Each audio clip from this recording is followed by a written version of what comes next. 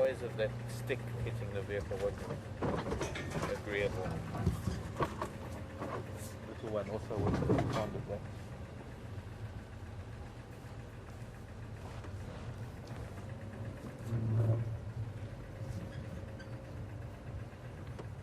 Just squeaking here. Another squeak. I just needed to let them get back to the rest of the herd. This herd is spread out probably over at least maybe the width of 50 to 70, 50, 60, 70 meters.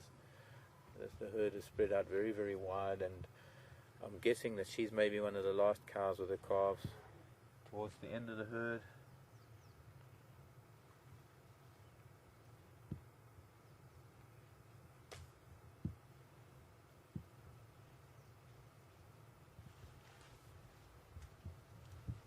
She's keeping perfect time with her calf, who's directly behind her. You might get to see the calf just appear, and there it is. But she's creating this perfect barrier between her and her calf. Calm down now that she's caught up with the herd. I think I was perhaps in the way there just a little bit. So let's get back to the road now. They're coming onto the road, and it's going to be fabulous.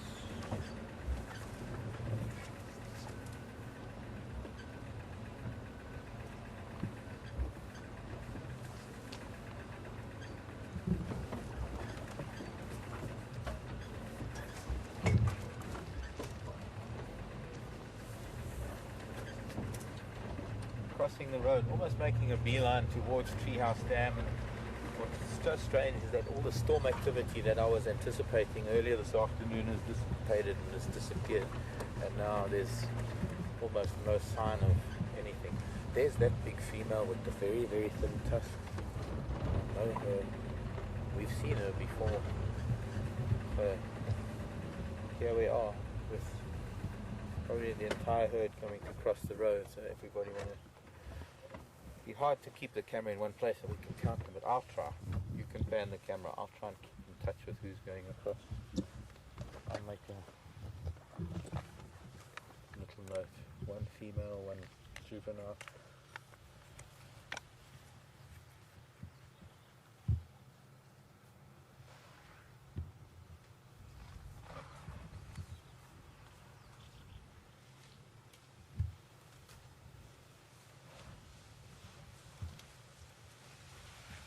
Now the whole herd's got a message to cross. It's going to be very hard to calculate.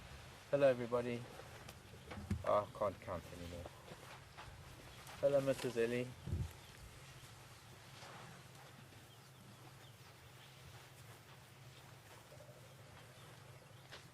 She just rumbled. She's telling her calf something. Okay, they're counting.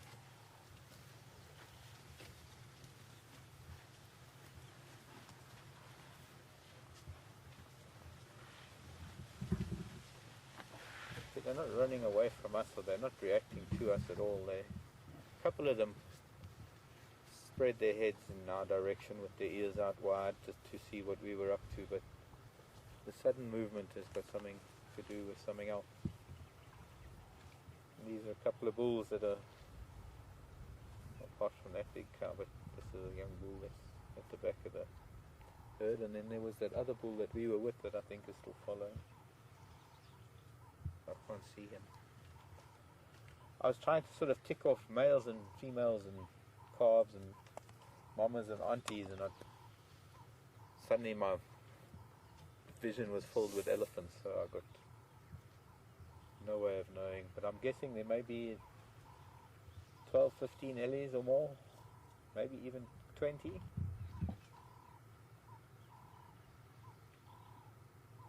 They've all spread out again.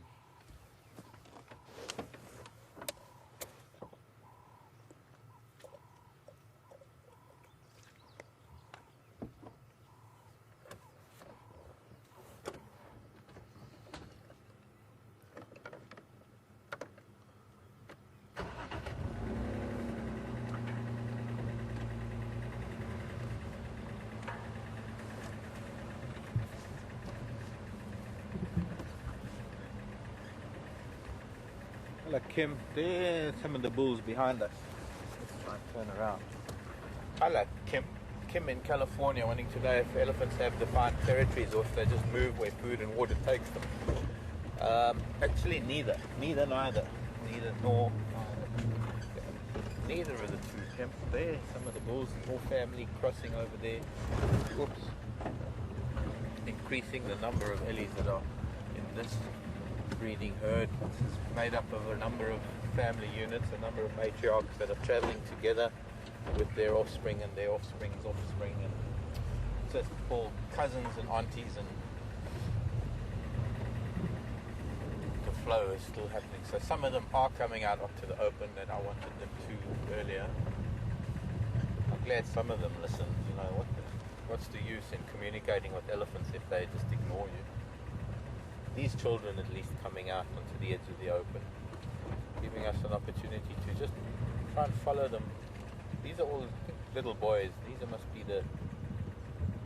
There's another bull. Still more elephants coming from the east. No, the west. They're heading east.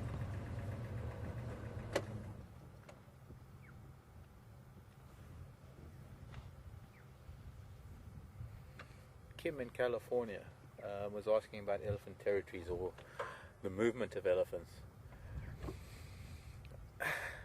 It's very different to what we would understand as territories and moving with the seasons or moving where there's convenient food and water, because for elephants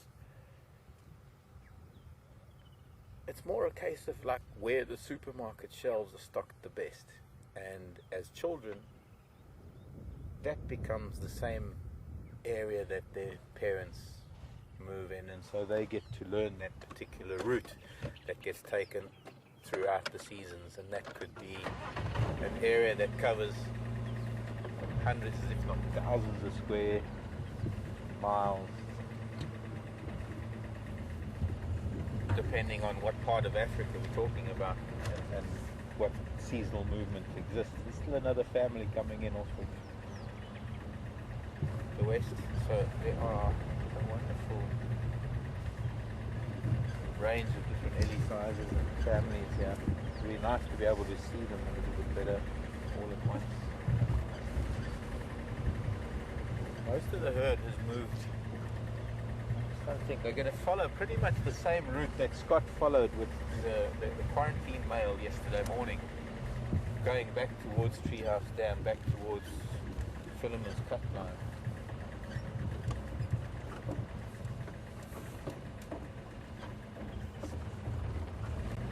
I don't want to be right in the middle of all of them because I don't want to disturb them, but there's still looks like one last family group that's tagging along behind. They're about to cross this road now. She's still feeding on some of the grasses on the termite mound. We'll wait for her and her calf to come through, and maybe by then we can take a detour and go around onto Zoe's road, or rather down to Philemon's cut line, and there's still another herd, another family group, probably the 6th or 7th, crossing the road up ahead. Well, there's only one answer to this. They're actually starting to run. There's a gathering somewhere.